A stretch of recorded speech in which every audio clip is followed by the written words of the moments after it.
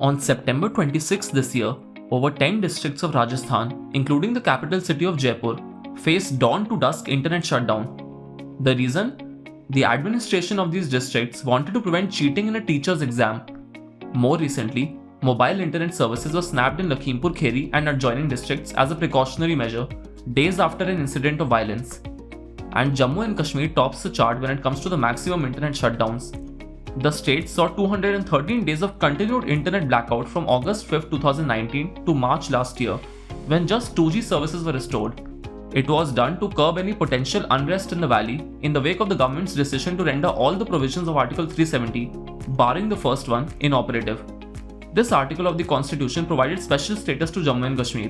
4G services were restored in Jammu and Kashmir in February this year, after 552 days of no or slow internet. The Parliamentary Standing Committee on Communications and Information Technology has recently noted that internet shutdowns, often imposed in an arbitrary manner, have led to huge economic losses, untold suffering for the public, and severe reputational damage to the country. According to the Global Cost of Internet Shutdowns report released by Top 10 VPN, India lost around $2.8 billion in 2020 to internet shutdowns.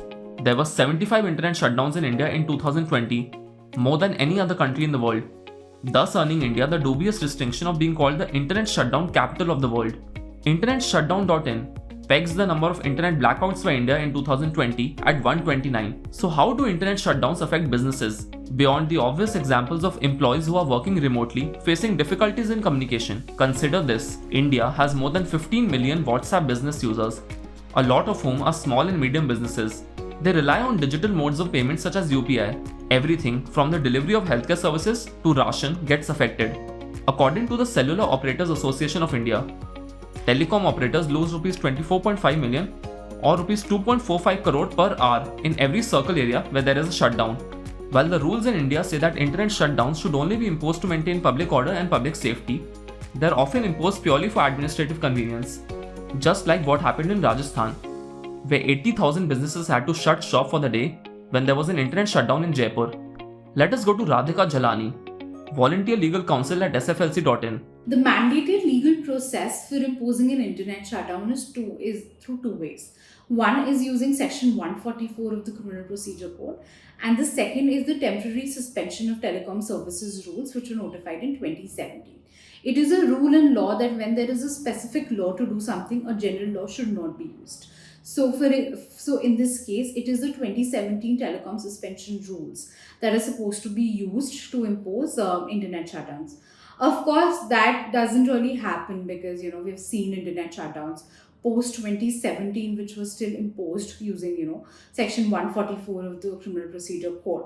In Anuradha Bhasin judgment, that's the landmark case on internet shutdowns in India, the Supreme Court observed, and it was the Supreme Court's order, that no internet shutdown should be used using section 144 of CRPC.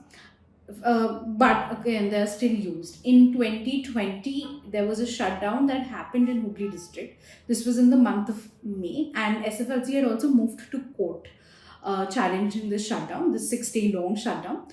We saw that it was again imposed using section 144 of CRPC, and of course the designation of officers who can impose an internet shutdown is in most cases not there.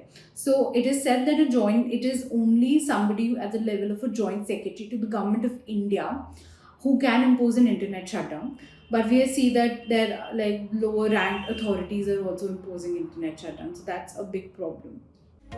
Last month, the Parliamentary Committee asked if the government can selectively block social media platforms such as WhatsApp and Facebook during times of social unrest, instead of a blanket shutdown of all internet services. We spoke to Radhika of sflc.in to understand if this is feasible. I don't think that it is a pragmatic solution that you can selectively block social media rather than an entire internet shutdown. Because there are a number of VPNs that are there, and VPNs do not need you to access like blacklisting and whitelisting doesn't really work if you're using a VPN. The second is during the course of arguments in Anuradha Bhasin, the Apex Court did put this point forward that is it possible that only selective blocking can happen. At that time, the ASG submitted in court that it is not possible, that only selective blocking can happen. We saw when in Kashmir, when I think they started with 2G and some whitelisting of websites. This is in March 2020. There were a couple of youth who were hounded for using VPNs. We also spoke to defense expert Abhijit Iyer Mitra to understand whether internet shutdowns are a good policy move to clamp down on security threats. When you shut the internet down, you don't know what the mischief makers are up to. In order to find out what they're up to, you have to allow the means of communication to continue to understand. It's almost like intercepting enemy radio and knowing what they're thinking, knowing what they're doing. When you shut it down, you're essentially blinding your own intelligence services from doing their job. You can only exploit internet traffic, especially pinpoint the troublemakers, see where congregations are happening and things like that. If you have capable intelligence people and capable analytics people who analyze that intelligence, and that has to translate into capable policing on the ground. Now, if you look at our experience, the most draconian example of it was Kashmir post 370.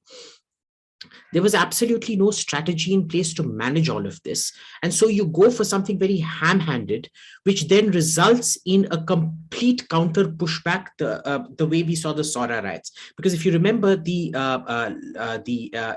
internet shutdown was lifted for but after 2-3 weeks, and it immediately resulted in the Sora riots. So, as the parliamentary panel has suggested, the government should frame a mechanism to tackle the arbitrary internet shutdowns by the authorities.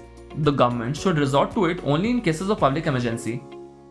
If they keep shutting the internet on vague grounds, it's going to seriously hamper every Indian's economic welfare and the country's image too. For more news, views and updates, subscribe to Business Standard on Google Podcast, Apple Podcast and Spotify. Also follow us on YouTube, Vimeo, Instagram, Twitter, Facebook and LinkedIn.